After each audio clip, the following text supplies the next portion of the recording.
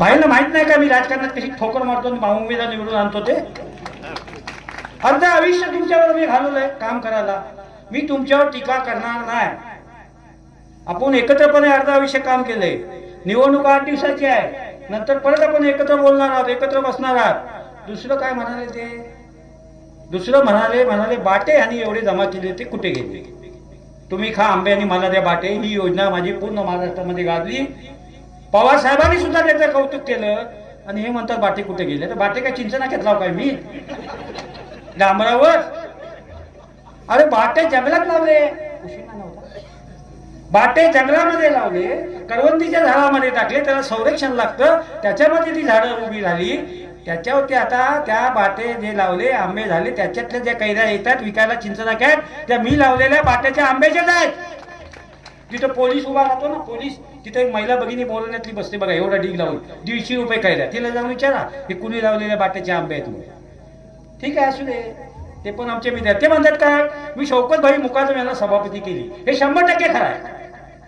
ही गोष्ट मी नाकारत नाही. पण मी तुम्हाला आमदार केली, तुम्हाला पेन्शन चालू झाली, मी तसंच झालो. काय करायचं आता? तिथं पब्लिक मधून कोणतरी बोलायला ते तयार नव्हते. याबद्दल मी त्यांना आभार मानेन. पण पब्लिक मधूनच कोणतरी बोललं की शौकतभाई मुकादमांच्यावर बोला, त्याशिवाय सभेला मजाच येत नाही ना. त्यानंतर बोलले ठीक आहे, मला आनंद आहे. माझी उंची कमी असून पण एवढा मोठा मी झालो की रमेशबाई सारखे एवढे मोठे महाराष्ट्राचे नेते शौकत मुकादमांच्यावर बोलतात, म्हणजे मी काय लहान माणूस आहे काय? केवढा मोठा माणूस आहे मी. ठीक आहे, सगळे चालत राहायचं. 20 तारखेला तुम्ही लक्षात ठेवा, घड्याळ निशाणी आहे. कारण मी तुम्हाला माझं एक उदाहरण सांगतो. 2007 ला मी उभा होतो आणि आपण आपल्या घरी जाऊन सांगत नाही निशाणी कुठली आहे काय आहे. 2007 ला मी उभा होतो आणि सकाळी मतदानाच्या दिवशी बाहेर पडलो तेव्हा माझ्या पत्नीने मला विचारलं मत कुणाला द्यायचं सांगितलं नाही. मी बोलले दगडाला माझ्या डोक्यात घाल. मी हे का सांगतोय, ते प्रत्येकाने घरी जाऊन सांगितलं पाहिजे. लोकसभेला कमल होतं, आता घड्याळ आहे, ही निशाणी सांगणं महत्वाचे आहे. आणि या ठिकाणी तुम्ही जे आता ते वातावरण निर्माण केलं, एवढा मोठा माझ्या उंचीपेक्षा जास्त मोठा हार घातलात, एवढे फटाके वाजवले, तुमची खात्री पटलेली आहे. ज्या ज्या ठिकाणी आम्ही जातो त्या त्या ठिकाणी खात्री पटलेली आहे. शेखर निकम हे कुठल्याही परिस्थितीमध्ये आमदार होणार ही लोकांची खात्री पटली आणि म्हणून केली झाली. आणि आता एक कोणतरी बोललो की तुम्ही त्यांना मंत्री करायला सांगा, 100% सांगा मंत्री करायला. आणि ते मंत्री नाही झाले तर मी अँब्युलन्स मध्ये फिरणार देवाला होऊन, तुम्ही काय चिंता करू नका. हे मी अजितदादाला सांगणार आहे. मी हवंय तुम्हाला, मी पाहिजे असेल तर ते. आणि आमचं कमिटमेंट झालेलं आहे. मी पण तिकीट मागितलं होतं, त्यांना माहिती आहे मी तिकीट मागतो. मी मागायला जातो ते नाही म्हणतात, ते म्हणतात ते नेहमीच गिऱ्हाईक आलं.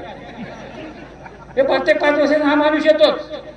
पण मी कमिटमेंट केलेली आहे ते मला जाण्यासाठी झालं. सेकंड मला द्या, त्यांना निवडून आणण्याची जबाबदारी आम्ही घेतो. तुम्ही त्यांना मंत्री करण्याची जबाबदारी घ्या. या ठिकाणी आल्यानंतर तुम्ही आमचा आदर सत्कार केला. काही बोलले त्याचं मला काय वाईट वाटलं नाही, आणखीन बोलले तर मला आणखीन मजा येईल. कारण एवढा मोठा माणूस माझ्यावर बोलतो. मी आंदोलन करणारा माणूस आहे. मी चांगलं केलेलं काम पण सांगा ना.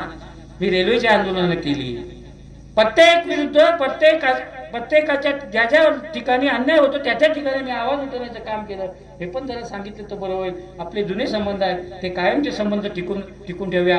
आणि माझ्या तुम्हाला शुभेच्छा आहेत. तुम्ही असेच माझ्यावर टीका करत राहा, म्हणजे मी राजकारणामध्ये मोठा होईल. वरची लोक त्याची दखल घेतील. तुम्ही टीका केल्यामुळं एवढे मोठे टीका करतायत, मग एवढ्या माणसावर म्हणजे हा पण कोणतरी आहे. त्याबद्दल मी तुम्हाला शुभेच्छा देतो आणि आपल्या सर्वांचे आभार मानतो. आणि माझे 2 शब्द.